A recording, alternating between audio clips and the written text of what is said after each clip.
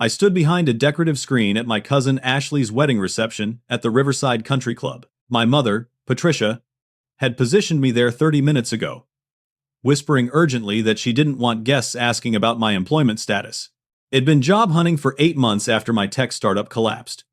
Through the screen's lattice, I watched my family mingling with senators, CEOs, and diplomats. My younger brother Derek had just announced his promotion to partner at a prestigious law firm. Then I heard helicopter rotors. Someone important was arriving. My phone buzzed with a message that changed everything. 8 months ago, my life looked completely different. My company, FocusStream, employed 23 people and had serious venture capital interest. We built AI software that helped organizations manage information overload. I'd poured 5 years into building it, with my co-founder Brandon, my best friend since our junior year at MIT. Then Brandon destroyed everything. Had been meeting secretly with our largest client, TechCorp Industries, convincing them we were heading in the wrong direction. He painted me as the problem, the visionary who couldn't execute.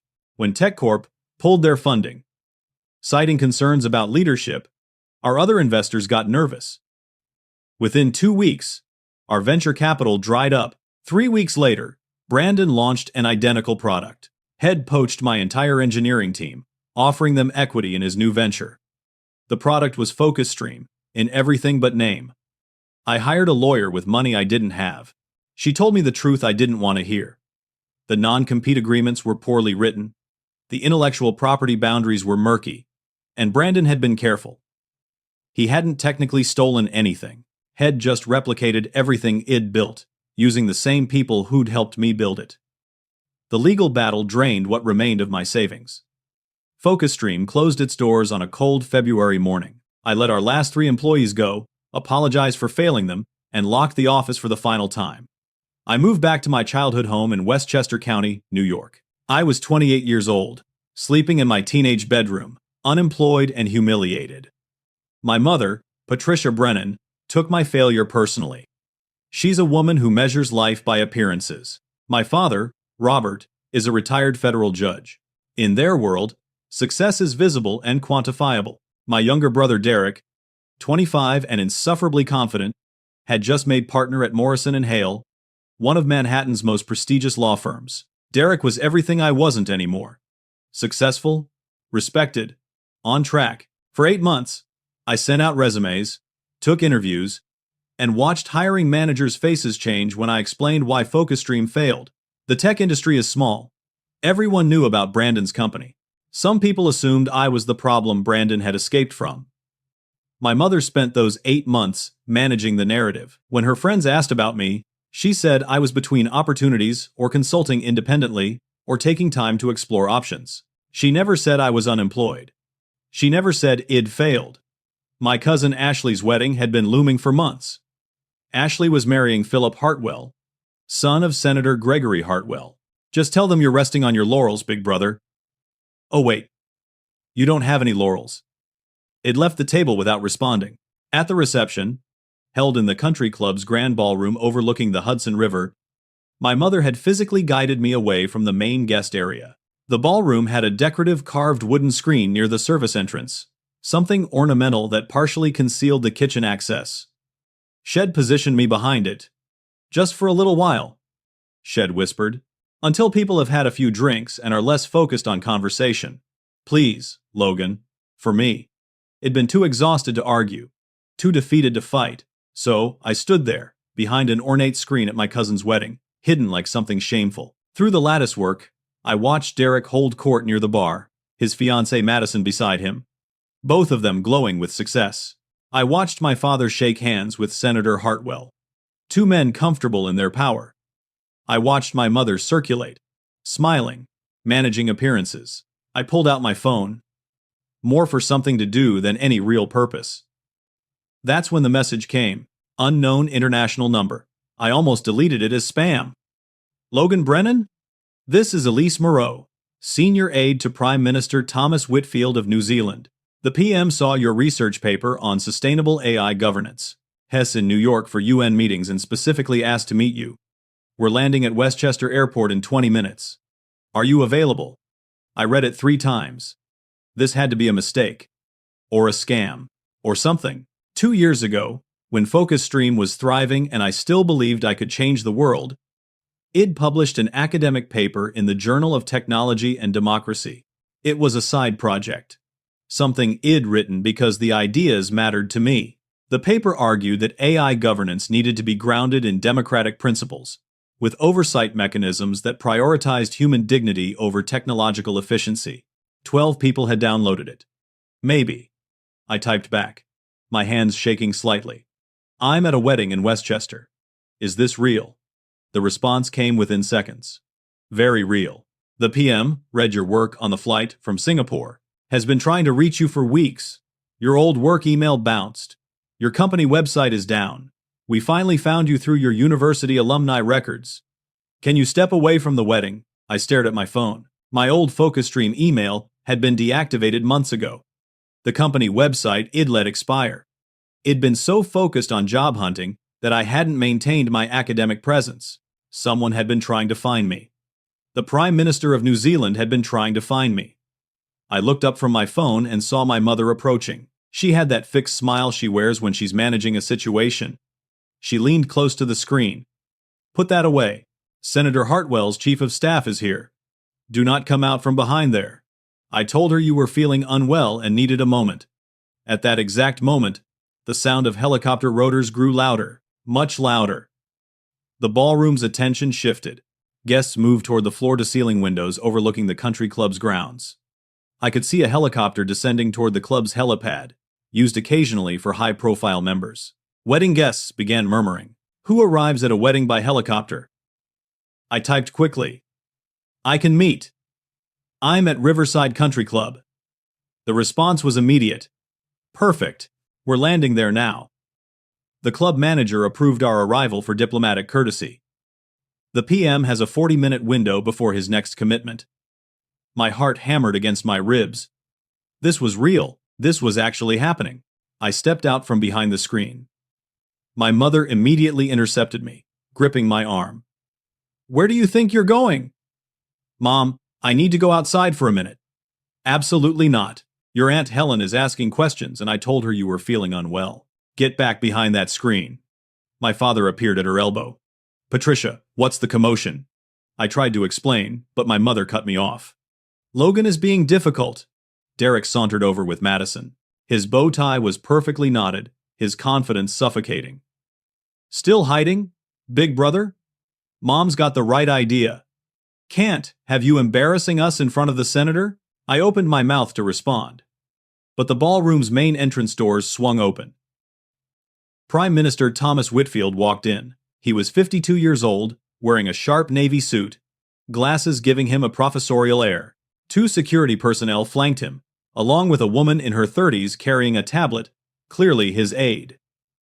The entire reception fell into stunned silence. Senator Hartwell immediately moved forward, hand extended, political instincts kicking in. Prime Minister Whitfield, this is an unexpected honor. Whitfield shook his hand politely, professionally. Senator, my apologies for the intrusion. I'm in New York briefly and needed to connect with someone. I hope you'll forgive the disruption. The bride, Ashley, looked thrilled. An unexpected high-profile guest at her wedding was the kind of story that would be told for years. The woman with the tablet, presumably Elise Moreau, was scanning the room. She approached the wedding coordinator, who looked completely flustered. We're looking for Logan Brennan, Elise said clearly. Is he here? My mother's face went completely white. My father looked confused. Derek's smirk vanished. The wedding coordinator checked her tablet, searching the guest list. I was standing 20 feet away, near the decorative screen that had been my hiding place. I raised my hand slightly. Elise spotted me immediately. Her face lit up with relief. She walked directly toward me, weaving through stunned guests, bypassing the tables full of diplomats and executives and politicians. My mother tried to intercept. Am his mother. Perhaps I can help. Elise was polite but firm. Thank you, ma'am. The Prime Minister would like to speak with Mr. Brennan directly. Prime Minister Whitfield crossed the ballroom floor. He walked past Senator Hartwell's table. He walked past the bride and groom's head table. He walked past my brother Derek, past my father, past everyone. He walked directly to me and extended his hand. Logan Brennan? Thomas Whitfield. I've been trying to find you for 6 weeks. Your paper on democratic AI oversight fundamentally changed how I am approaching technology policy in my country. I need to talk to you. 300 wedding guests stared at me. My mother stood frozen, her mouth slightly open. Derek's expression had gone from smug to shocked. I stood there in my simple suit, behind a decorative screen where my mother had hidden me, and shook the Prime Minister of New Zealand's hand. "It's an honor to meet you, sir," I managed. "The honor is mine," Whitfield said warmly. "Is there somewhere we can speak privately? I know this is unusual timing, but my schedule is brutally tight." The wedding coordinator, now desperately trying to appear competent, jumped in. "We have a private library on the second floor. Would that work?" "Perfect," Whitfield said. I led the way, acutely aware that every single person in the ballroom was watching. I felt my mother's eyes boring into my back. I caught a glimpse of my father's face. Genuine curiosity mixed with something that might have been pride. Derek just stared, his confidence shattered. As we left the ballroom, I heard the immediate eruption of whispered conversations. The library was a beautiful wood-paneled room lined with books, leather chairs arranged around a fireplace. The kind of room designed for wealthy members to feel sophisticated. Whitfield's security checked the room quickly, then took positions outside. Elise followed us in, tablet ready. Once the door closed, Whitfield's formal demeanor softened. He gestured to the chairs. "Please, sit."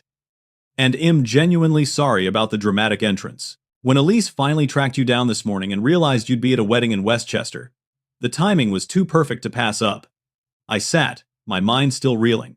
"I'm still not entirely sure this is real," he laughed. "I don't blame you. Let me explain. 3 weeks ago, I was flying from Singapore to New York for UN climate meetings. My policy director included your paper in my briefing materials.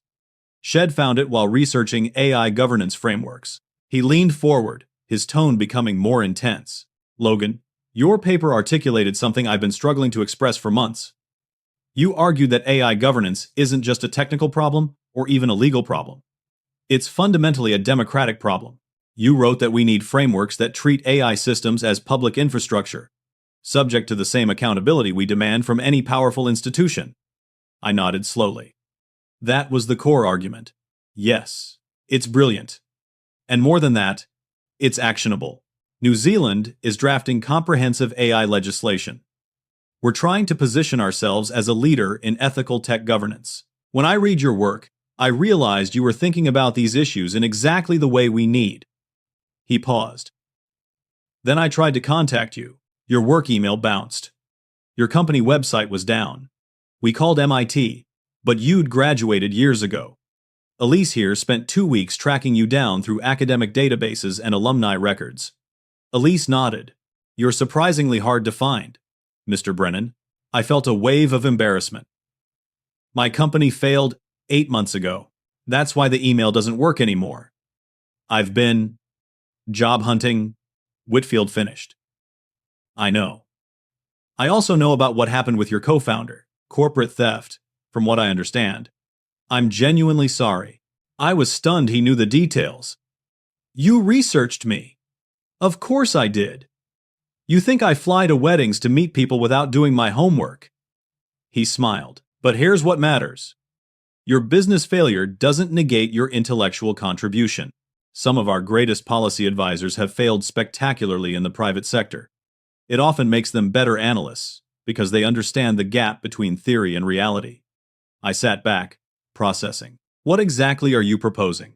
"New Zealand is hosting an international summit on democratic AI governance in Wellington in 6 weeks. We're bringing together policymakers, technologists, ethicists, and legal experts from 20 countries. I want you to be a keynote presenter. More than that, I want you to serve as a consulting advisor to our Minister of Technology." He pulled out a folder that Elise handed him. 6-month contract initially, with strong possibility of extension. The compensation is substantial. Well, provide housing in Wellington, full support staff, access to our entire policy apparatus. You'd be co-authoring New Zealand's AI governance framework with some of the brightest legal and technical minds in our country. I stared at the folder. This was beyond anything I'd imagined. "You'd be working directly with our cabinet," Whitfield continued. Your paper argued that AI governance needs philosophers as much as engineers.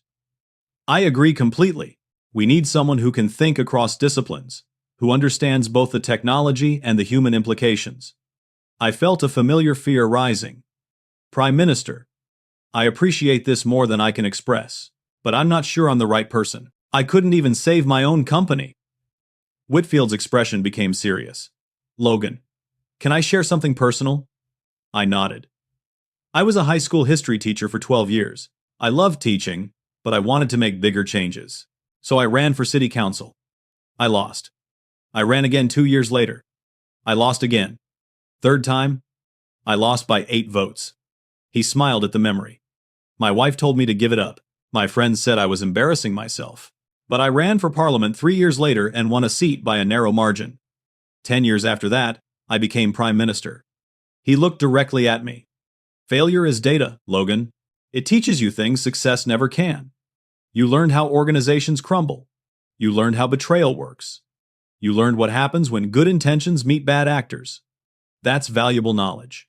He stood, and I stood with him. I need an answer. Not about the job, I know you need time to think. But I need to know, are you someone who hides behind screens? Or someone who steps forward?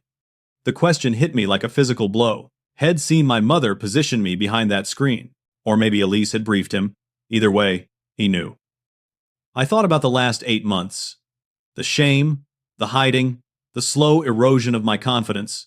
I thought about standing behind that decorative screen while my family mingled with powerful people. "I'll do it," I said. "Yes." Whitfield's smile was genuine. "Excellent. Elise will handle all the paperwork and logistics. I'd like you in Wellington in 2 weeks. We'll set you up with temporary housing initially, then something permanent once you've settled."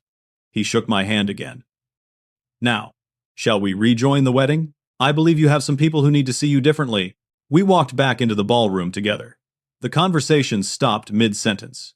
Every eye turned to watch us. Whitfield, addressing the room with practiced ease, said, "I apologize again for the intrusion on this beautiful celebration. I want to thank Logan Brennan publicly.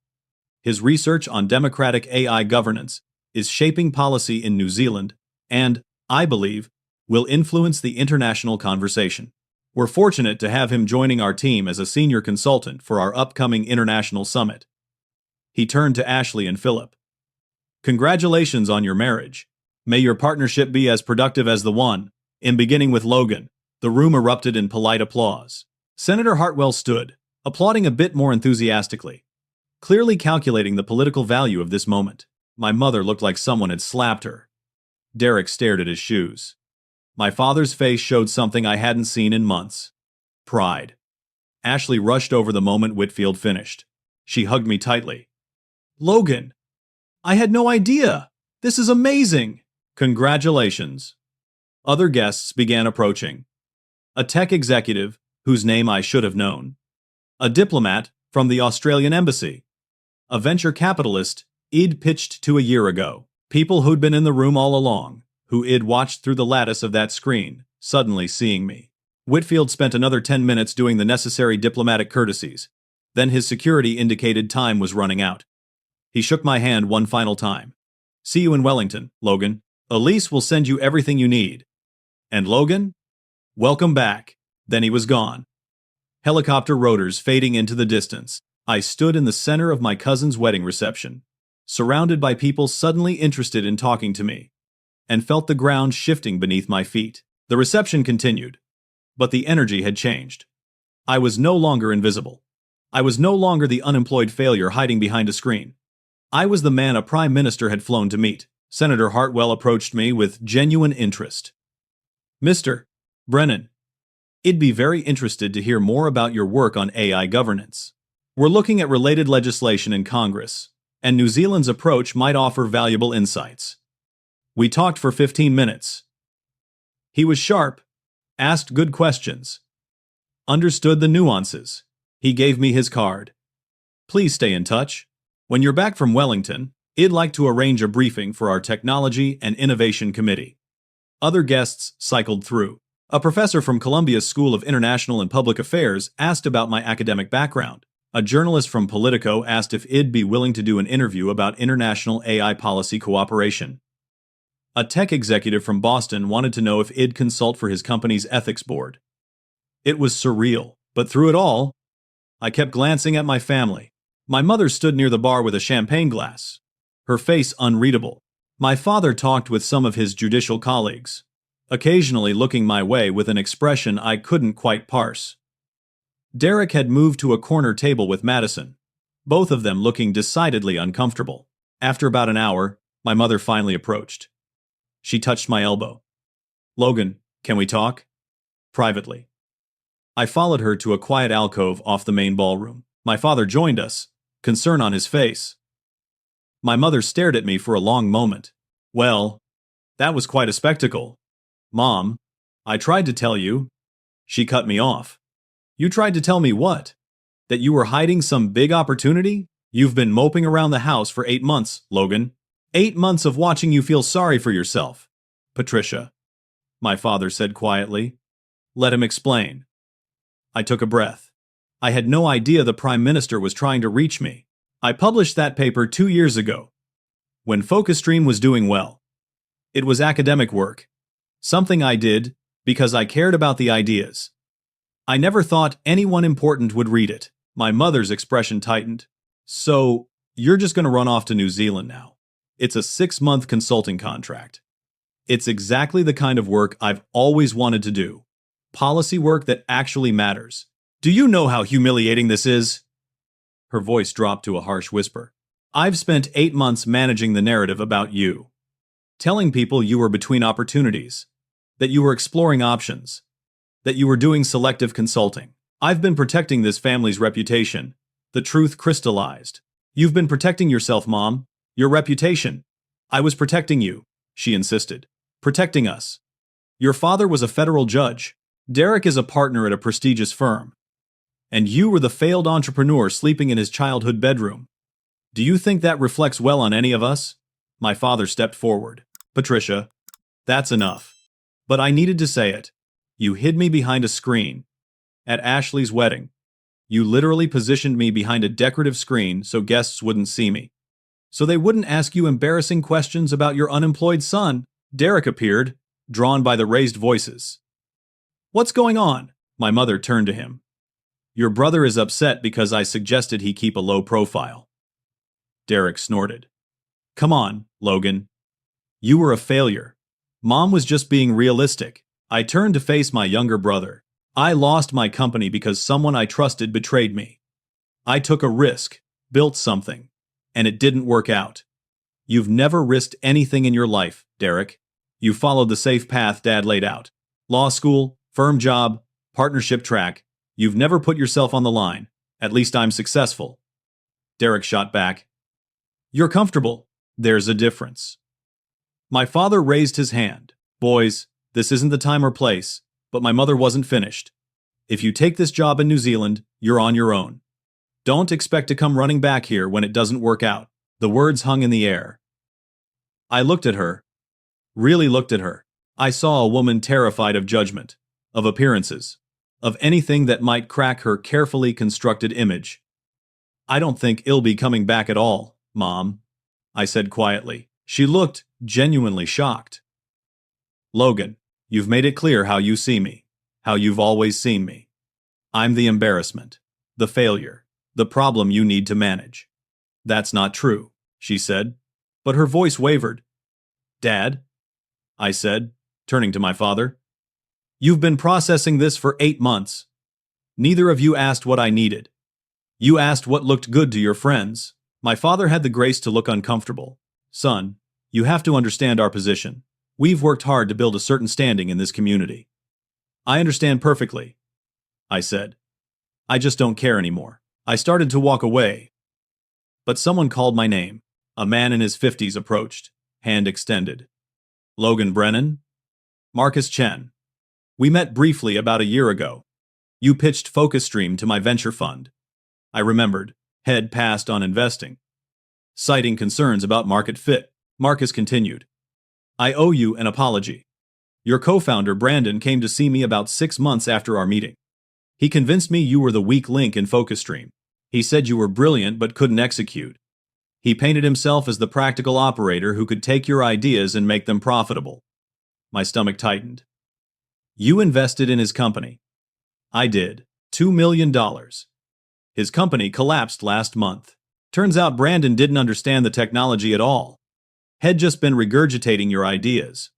When investors pushed for deeper technical explanations, he couldn't deliver. The whole thing was a house of cards. Marcus looked genuinely remorseful. The other investors and I are exploring fraud charges. Brandon promised capabilities that didn't exist.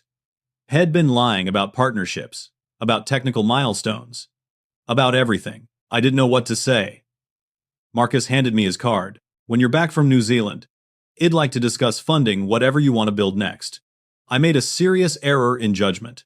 I'd like a chance to correct it. My mother had been listening to this entire exchange. Her expression shifted from anger to something approaching understanding. Marcus shook my hand. Congratulations on the Prime Minister opportunity. I mean that. The world needs more people focused on policy over profit. He walked away, and I stood there with my family. My mother's face had transformed. The anger was gone, replaced by something that might have been regret. Derek turned and walked away without a word, Madison following. My father looked at me with new eyes. Son, I think we need to have a longer conversation. But not here. Not now. I nodded. My mother reached out, touched my arm gently. Logan, we should talk. Really talk. Later. Mom, I said. Not angry anymore. Just tired. I need some air. I walked out onto the country club's terrace overlooking the Hudson River. The sun was setting, painting the sky in orange and purple. I pulled out my phone and saw messages from Elise. Documents to review. Logistics to coordinate. A whole new life waiting to begin. Behind me, through the terrace doors, I could see the wedding continuing. Ashley dancing with Philip. Guests laughing. My family, somewhere in there, processing what had just happened. It stepped out from behind the screen, and everything had changed. The reception continued for another 2 hours. I stayed mostly on the periphery, talking with guests who approached me but not seeking attention. The earlier drama had exhausted me, but the evening wasn't over. Ashley found me near the dessert table. She hugged me tightly. Logan, I know this is my wedding, but what happened today was incredible. I'm so happy for you. Thanks, Ash. And I'm sorry for the disruption. She laughed. Are you kidding? This is the most memorable wedding anyone in our family will ever have. A prime minister crashing my reception to recruit my cousin? That's a story for the ages. She grew more serious. Your mom has been weird all night. Is everything okay? I hedged. We're working through some things. Ashley squeezed my hand. I saw where she had you standing earlier. Behind that screen. I thought it was strange. But I was so busy with the ceremony, I didn't think much of it until everything happened. She looked angry on my behalf. You deserved better than that, Logan. It's complicated with family, I said. Family is always complicated. She agreed. But you showed up today. You stepped forward when it mattered. That took courage. After she left, I noticed my father approaching. Had removed his jacket, loosened his tie. He looked older than I remembered, more tired. Can we take a walk? He asked. We left the country club, walking along the golf course path in the twilight. For a while, neither of us spoke. Finally, my father said, I owe you an apology. Dad, you don't have to. Yes, I do. Let me finish. He stopped walking, turned to face me. When I was your age, just before I became a judge, I took on a case that almost destroyed my career. This was a story I'd never heard. It was a civil rights case. A black family in Westchester was being systematically excluded from a private club. The discrimination was blatant, but the club had powerful members. Partners at my firm told me not to take it. They said it would damage relationships, cost us clients. He smiled at the memory. I took it anyway, and we won. But it cost me. 3 major clients left the firm. 2 partners stopped speaking to me. It took years to rebuild professionally. I never knew that, I said. Because I've spent the last 30 years being respectable and cautious. I climbed to a federal judgeship by never rocking boats, never taking risks, never making waves. He looked at me directly. I forgot what it felt like to do something that mattered more than my reputation. His voice cracked slightly. You reminded me today. You've been brave, Logan. Braver than I've been in decades. We stood there in the fading light, and for the first time in months, I felt my father really seeing me. Go to New Zealand, he said. Do important work. Make a difference. I'm proud of you, son. I should have said that 8 months ago. We embraced, and something long frozen between us began to thaw. When we returned to the reception, my mother was waiting. She looked nervous, uncertain. Logan, can we talk? Just the two of us. We found a quiet corner in the club's sitting room. My mother sat across from me, champagne glass in hand but untouched. I need to say something, and I need you to listen, she began. What I did today was wrong. Hiding you behind that screen, I was ashamed. And I made you carry my shame. I started to respond, but she held up her hand. I've spent my entire adult life managing appearances. Your father was a lawyer, then a judge. We moved in certain circles. There were expectations. I learned to present things a certain way, to control narratives, to make everything look perfect. She set down the glass. When you started Focus Stream, I was terrified. Startups fail. What if you failed? What would people think? But you seemed so confident, so passionate. And for a few years, it worked. You were the successful entrepreneur, son. I could talk about you at parties. Her voice dropped. Then Brandon betrayed you. The company collapsed. And instead of seeing your pain, I saw my embarrassment. I saw people asking questions I didn't want to answer. I saw my image cracking. Tears formed in her eyes. I made your failure about me. And today, I hid you like something shameful. I positioned my own son behind a decorative screen because I didn't want to deal with uncomfortable conversations. She was crying now. I'm your mother. I should have been the first person defending you, believing in you, standing with you. Instead, I was the first person hiding you. I felt my own throat tightening. Watching that prime minister walk past senators and CEOs to shake your hand, watching him value you when I couldn't. Logan, I've never been more ashamed of myself. She reached across and took my hand. I'm so sorry. I'm so sorry. You deserved better. You deserved a mother who saw your value even when the world didn't. We sat there, both crying, something broken and painful finally being acknowledged. I forgive you, Mom, I said quietly. She squeezed my hand. Go to New Zealand. Do brilliant things. And when you come back, I promise, I'll introduce you as my son, who's changing the world. Not my son, I need to hide. Derek appeared in the doorway. He looked uncomfortable, possibly drunk, definitely conflicted. Can I talk to Logan? He asked my mother. She nodded, kissed my cheek, and left. Derek sat down heavily. I've been a complete jerk. Yeah, I agreed. He laughed bitterly. I'm not going to make excuses. I've been jealous of you since we were kids. You were always smarter, more creative, more willing to take risks. I followed the safe path Dad laid out because I was scared. And when you failed, I was relieved. Finally, I was the successful one. He looked at me directly, but watching you today, watching you step forward when it mattered, talking with a prime minister while I stood there with my mouth open, I realized something. I'm 25 years old and I've never done anything brave in my entire life. Derek, let me finish. I don't even like being a lawyer. I'm good at it, but I don't love it. I did it because it was prestigious, because it made Mom and Dad proud, because it was safe. You tried to build something that mattered, and even though it failed, you tried. He extended his hand. I'm sorry, Logan, for everything, for being a judgmental jerk, for kicking you when you were down, for all of it. You're my brother, and I should have had your back. I shook his hand, then pulled him into a hug. We're good, Derek. We're good.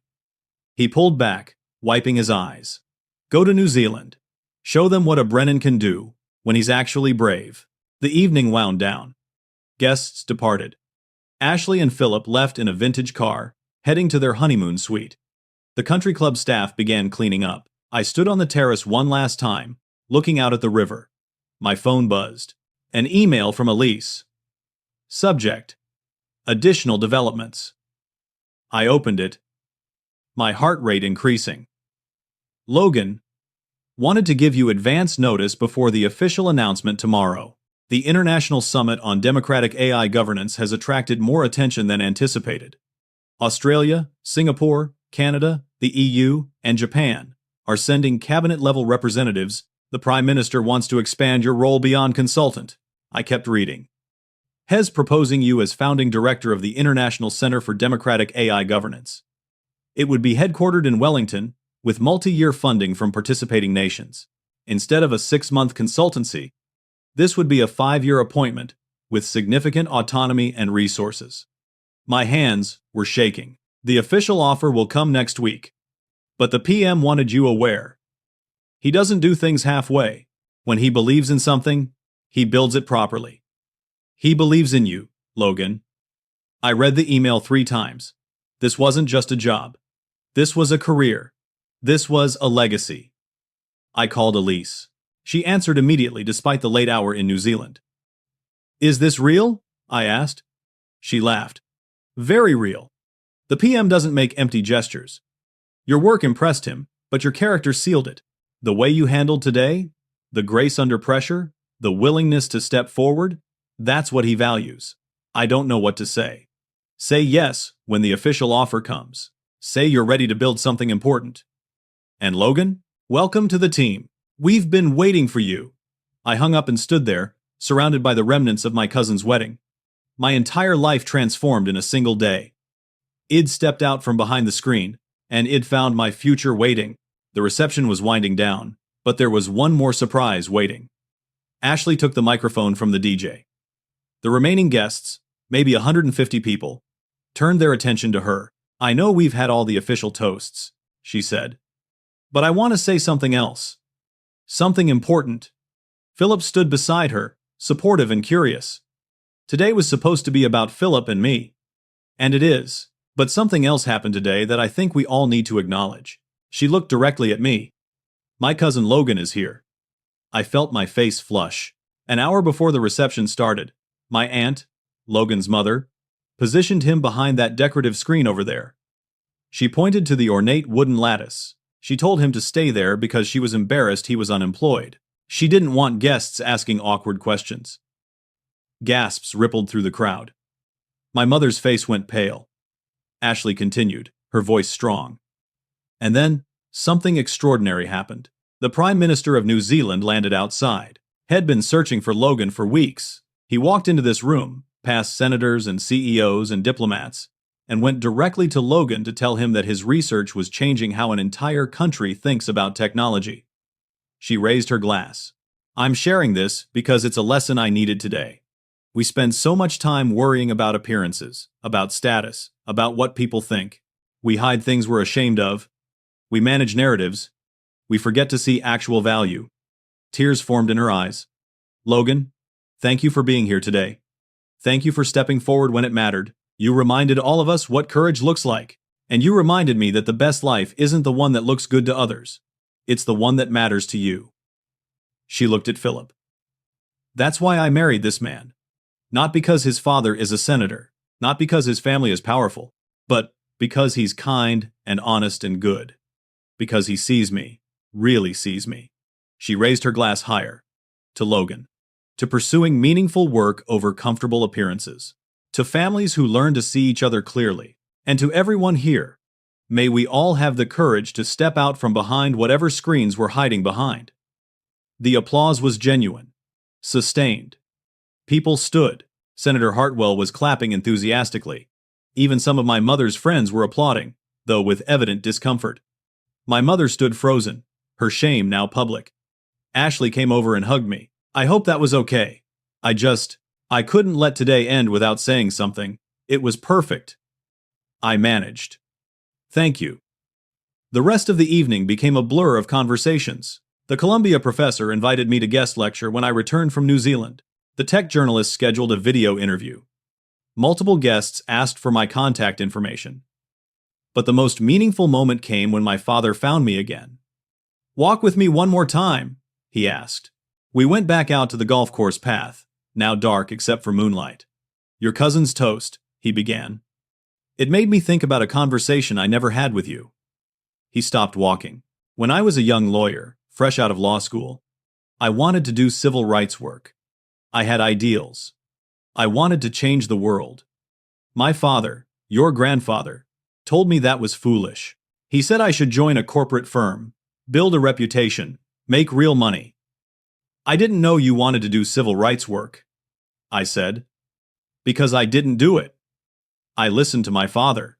I joined the firm. I made partner. I became a judge. And somewhere along the way, I forgot what Id wanted to do. He turned to me. I've lived a respectable life, Logan. A comfortable life. But I wonder sometimes if it's been a meaningful life. His voice carried decades of regret. You took risks. You tried to build something that mattered. You failed? Yes. But you tried. That's more than I ever did. Dad, you've had an important career. I've had a safe career. There's a difference. And you taught me that today. He gripped my shoulder. Go to New Zealand. Build this center. Do the work I was too afraid to do. Make a life that matters. Not just a life that looks good. We stood there, father and son, both of us seeing each other more clearly than we had in years. When we returned, my mother was waiting with my Aunt Helen. Helen hugged me. Your mother told me everything. I'm so proud of you, Logan. And honey, I'm sorry. We all knew you'd been struggling, and instead of supporting you, we gossiped about you. That was wrong. My mother added quietly, I've been calling some friends, telling them the truth about today, about what I did, about what happened, about you. No more managing narratives. Just the truth. Mom, you don't have to. Yes, I do. I spent 8 months lying about you, to everyone. I need to spend at least tonight telling the truth. Derek approached with Madison. He looked more sober, more serious.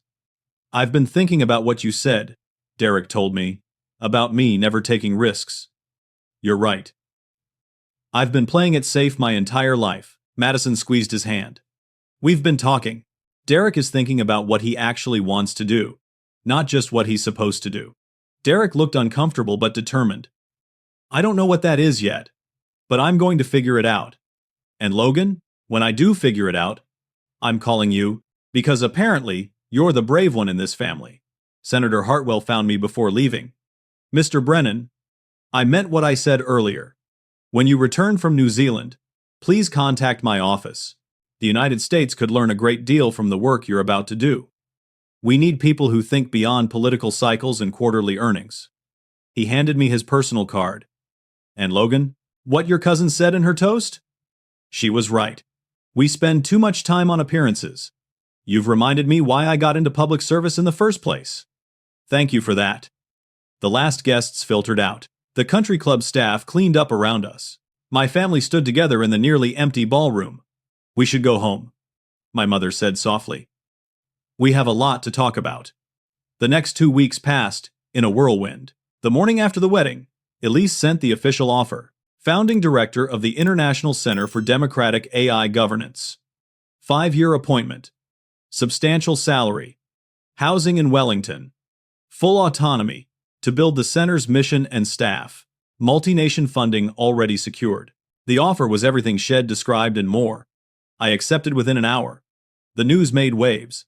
Politico ran a story. American tech entrepreneur tapped to lead international AI governance initiative. The New York Times technology section mentioned it. Tech blogs picked it up. My LinkedIn exploded with connection requests. But the most important changes were happening at home. My mother transformed. The morning after the wedding, she came to my room while I was packing. I've been thinking all night, she said, about who I've become, about what I've valued, about how I treated you. She sat on my bed, the same bed Id slept in as a teenager. I've spent 30 years caring what other people think, building a certain image, making sure everything looked perfect. I forgot to ask if anything actually mattered. Mom, let me finish. I've decided to make some changes. Your Aunt Helen has been asking me for years to volunteer with her literacy nonprofit. I always said I was too busy, But the truth is, I thought it wasn't prestigious enough. I'm going to start volunteering there. She smiled, and it looked genuine. I want to do something that matters, like you're doing. My father spent those 2 weeks differently than I'd ever seen him. Had been retired for 3 years, mostly playing golf and attending judicial conferences. But something had shifted. One evening, he showed me an email. A young civil rights attorney had reached out, asking if my father would mentor him on a voting rights case. I'm going to do it, my father said. I'm going to remember what it felt like to care about justice instead of just presiding over it. Derek called me 3 days before I left. Can we have dinner? Just us. We met at a quiet restaurant in White Plains. Derek looked tired but purposeful. I gave my notice at the firm, he said. I nearly dropped my fork. You what? I gave notice. 3 months from now, I'm leaving Morrison and Hale. Derek, what are you going to do? He laughed nervously. I have no idea. That's terrifying and exciting. Madison and I have been talking. I've been a lawyer for 3 years, and I've been miserable for 3 years. I just didn't admit it because being miserable at a prestigious firm felt better than admitting I'd made a mistake.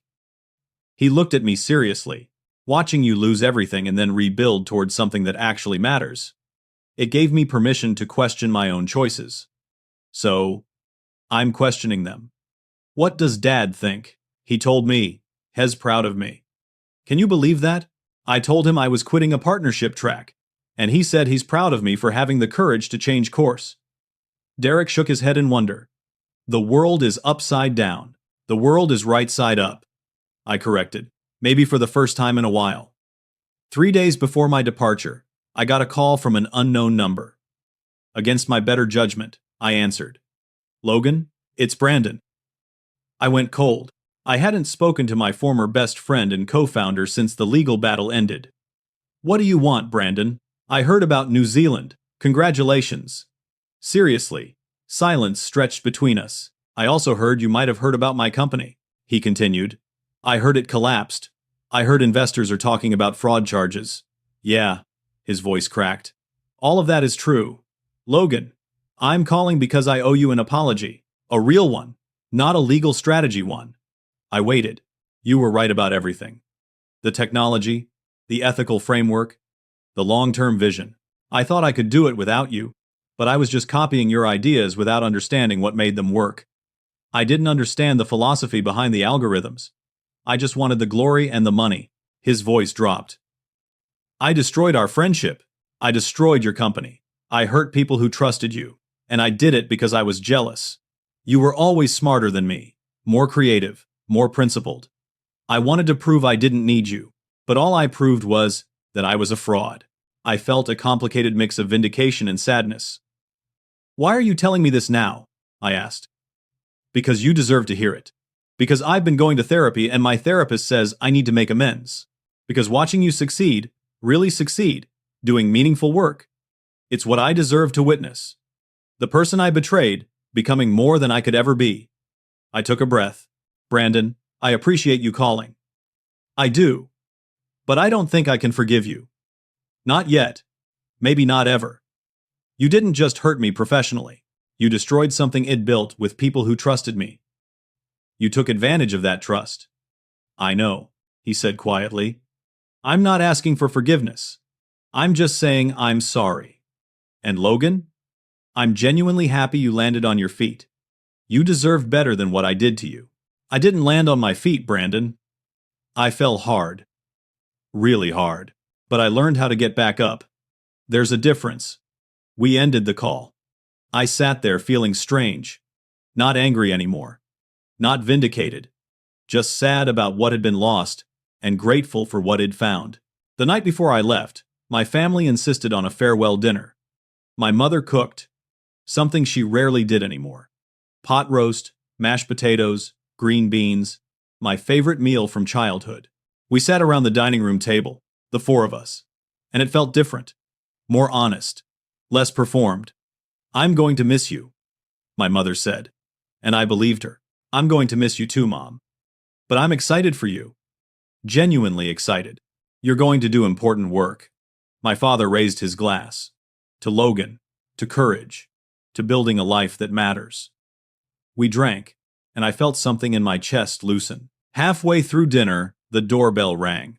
Derek went to answer it and came back looking puzzled. "Logan, someone's here for you?" I went to the door and found Marcus Chen, the venture capitalist from the wedding, standing on our porch. "Marcus, what are you doing here?" He held up a folder. "I wanted to catch you before you left. May I come in?" We sat in the living room. He opened the folder. "I've been thinking about what you said at the wedding, about being more interested in policy than profit right now. I respect that. But I want you to know something." He showed me papers, term sheets, funding commitments, letters of intent. "When you're ready, whenever that is, I have $12 million in committed funding for whatever you want to build.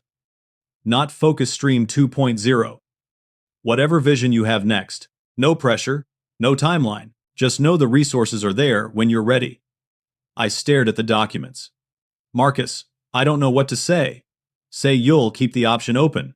Say you'll remember that your ideas have value. Say you won't let Brandon's betrayal make you afraid to build again." He stood. "Go to New Zealand. Do the policy work. Change how governments think about AI. But know that the private sector needs you too. Eventually, people with both technical brilliance and ethical grounding are rare. Don't let one failure make you think you don't belong in that space."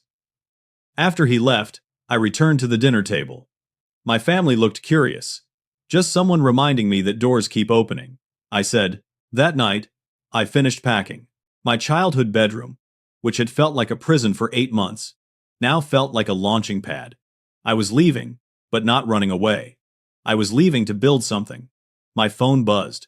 An email from Elise with the subject line, "Welcome packet and exciting news." I opened it.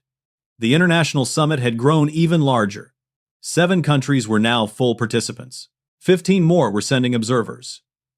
The media attention was significant, and buried in the logistics, a single line made me catch my breath. "The Prime Minister has scheduled a press conference for your first day. He'll be introducing you as the center's director and explaining the vision. The International Press Corps will be there. This is a significant platform, Logan. Use it well."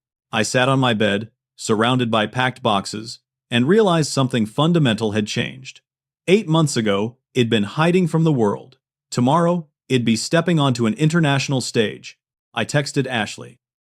"Thank you for what you said at your wedding. It meant more than you know." She responded immediately. "You gave my wedding meaning beyond the ceremony. Go change the world, cousin. We're all rooting for you." I looked around my childhood room one last time. Tomorrow, it'd be on a plane to Wellington, to a new life, to work that mattered. It'd stepped out from behind the screen, and I was never going back. The flight to Wellington took 22 hours with a connection through Los Angeles and Auckland. I barely slept, my mind cycling between excitement and terror. What if I failed again? What if I wasn't good enough?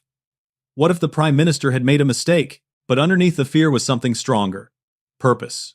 I landed in Wellington on a bright spring morning. New Zealand's seasons are opposite to America's, and the September sunshine felt like a metaphor for everything being turned upside down in the best way. Elise met me at the airport, holding a coffee and wearing a warm smile. "Welcome to Wellington, Logan. How was the flight?" "Long. Surreal. I still can't quite believe this is happening." "Believe it. You're about to become very busy." As we drove from the airport into the city, she gave me a tour. Wellington is compact, built around a stunning harbor, with green hills rising steeply from the water. The city has a creative, energetic vibe, completely different from New York's intensity. "That's Mount Victoria," Elise pointed.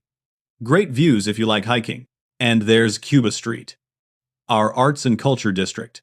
Lots of good coffee and better restaurants." My apartment was in a renovated building on the waterfront, walking distance from Parliament. The flat had floor-to-ceiling windows with harbor views, modern furniture, and a workspace already set up with 2 monitors and a standing desk. "The Prime Minister wanted you comfortable," Elise explained. "You'll be working long hours at Parliament and the Centre's offices. Home should be a sanctuary." I stood at the window, looking out at the harbor. Boats bobbing in the morning light. 6 weeks ago, it'd been standing behind a screen at my cousin's wedding. Now, I was looking at Wellington Harbor from my new apartment. about to direct an international policy center. Get some rest, Elise said. Tomorrow you meet the team and start briefings. The day after that, the press conference. That night, alone in my apartment, I called my parents. I'm here, I told them. It's beautiful. It's perfect. I'm terrified. My mother laughed. You're supposed to be terrified. It means you care. Logan, I'm so proud of you. Have I said that enough? I'm so proud of you. You've said it, Mom. And it means everything. The next morning, Elise collected me at 7. We walked to Parliament buildings, the distinctive beehive structure iconic against Wellington's skyline. Prime Minister Whitfield met me in his office, warm and energetic. Logan, welcome to Wellington. Are you settling in? Still processing that this is real, but yes. Good. Let me introduce you to the team. Over the next 4 hours, I met the people I'd be working with. Minister of Technology David Thornton, a former software engineer turned politician. Brilliant and pragmatic, Minister of Justice Sarah Gilchrist, a legal scholar focused on digital rights. A team of policy analysts, legal experts, technology advisors, and international relations specialists. They'd been waiting for me. They had questions, ideas, challenges. We dove immediately into substantive work. The framework we'd develop would need to balance innovation with accountability, economic growth with human rights, national interests with international cooperation. It was complex, nuanced, exactly the kind of intellectual challenge I'd always wanted. That first session lasted 6 hours. We debated AI transparency requirements, discussed enforcement mechanisms, explored how to create frameworks that could adapt as technology evolved. I realized something profound. I'd found my people, not just colleagues, but true collaborators, people who valued ideas over ego, substance over appearance, impact over image. Over the next 3 weeks, we worked intensively. The summit was approaching. International delegations were arriving.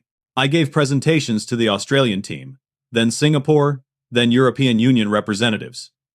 Each presentation refined our thinking, incorporated new perspectives, strengthened our framework. People were responding to our work, not just politely, but enthusiastically. Our approach, grounded in democratic principles and human dignity, resonated across cultural and political boundaries. I video called my family weekly. My mother always asked thoughtful questions about the work. Shed started volunteering at the literacy nonprofit and was finding genuine fulfillment in it. My father shared that he'd taken on 2 young lawyers as mentees, helping them navigate civil rights cases.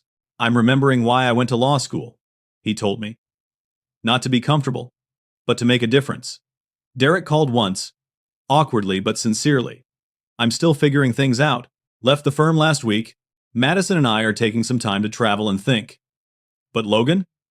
Thank you for showing me that changing course isn't failure. It's courage.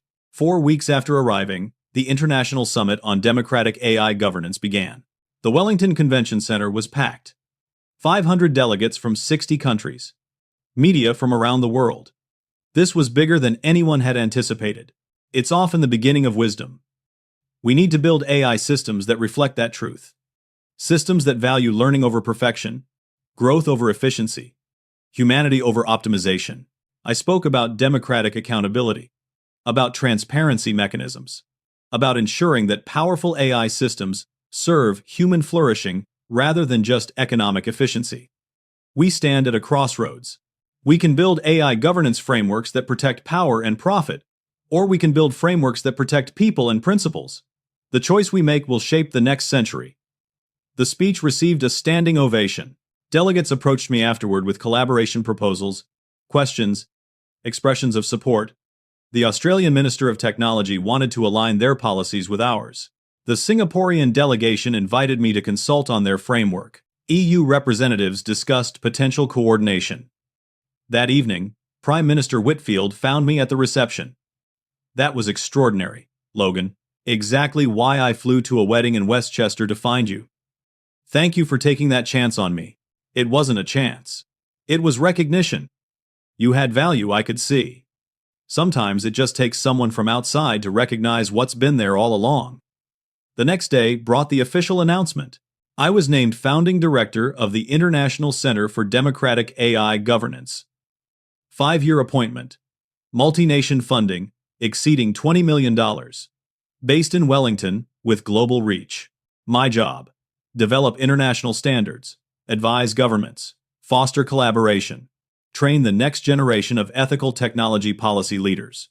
The media coverage was significant. The New York Times ran a profile. Tech Policy Review did a feature article. My LinkedIn had thousands of new connection requests. But the message that mattered most came from my mother. Saw the article in the Times, printed it, and framed it. Not because I need people to know you're successful, because I need to remember what really matters. You're doing work that will outlast all of us, sweetheart. I'm so proud. I love you. I typed back, love you too, Mom. We're all learning together. A week after the summit, I was working late at the center's new offices when my assistant mentioned someone was here to see me. It was Ashley and Philip, in Wellington on their honeymoon. Surprise. Ashley hugged me tightly.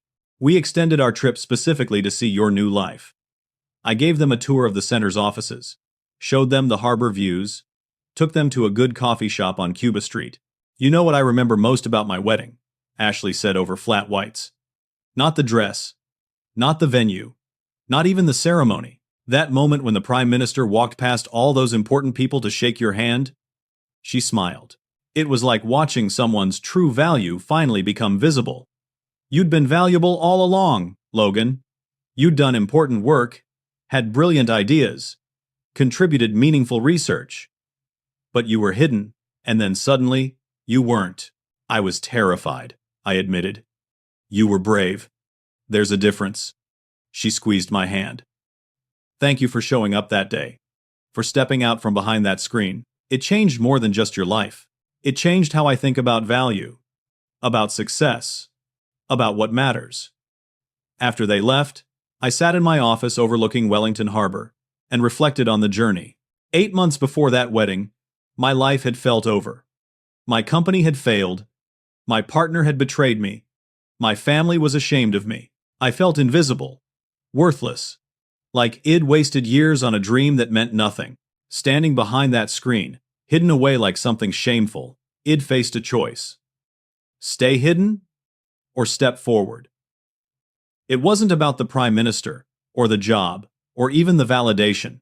It was about choosing to believe I still had value, even when no one around me could see it. My mother learned that appearances aren't the same as worth. My brother learned that safety isn't the same as success. My father learned that respectability isn't the same as integrity. And I learned the most important lesson of all. Your value doesn't come from other people's recognition. It comes from doing work that matters, even when no one's watching. Especially when no one's watching.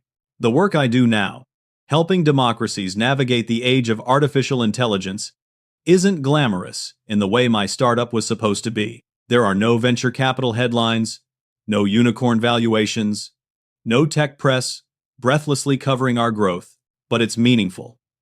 Its contribution, its legacy. Here's what I want you to understand. Whoever you are, wherever you're standing right now, you have more value than you know. Maybe you're behind your own screen, literal or metaphorical. Maybe people have written you off. Maybe you've written yourself off. Maybe you've failed at something important. Maybe someone betrayed you. Maybe your family is ashamed of you. Maybe you're unemployed, directionless, wondering if you'll ever matter again. But your next chapter hasn't been written yet. Your value is waiting to be recognized. By others, yes, but more importantly, by yourself. Step out from behind the screen. Not because you know what's waiting for you, but because you're worth more than hiding. That's the lesson I learned at my cousin's wedding. That's the lesson I carry with me every single day, here in Wellington. Doing work I never imagined I'd get to do. I stand at my office window now, watching the sun set over the harbor. And I'm exactly where I'm supposed to be. Not because a prime minister validated me. Not because the press wrote articles about me. Not even because my family finally sees my value. But because I chose to see it myself. I stepped out from behind the screen. And I found my life waiting for me. Your life is waiting for you too. Whatever screen you're behind, whatever shame you're carrying, whatever failure you're hiding from, it's time. Step forward. The world needs what you have to offer, and you deserve to offer it. So here's my question for you. What screen are you hiding behind? What would it take for you to step forward? I'd love to hear your story in the comments below. Have you ever felt invisible, only to discover your value was there all along? Share your experience.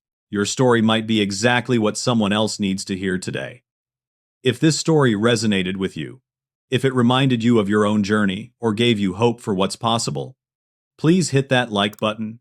Subscribe to hear more stories about resilience, transformation, and finding your path. And share this with someone who needs to hear it. Someone who's behind their own screen right now. Someone who needs permission to step forward. Thank you for listening to my story. Thank you for being part of this community. And remember, your value doesn't wait for recognition. It waits for you to claim it. Until next time, keep stepping forward. Your life is waiting.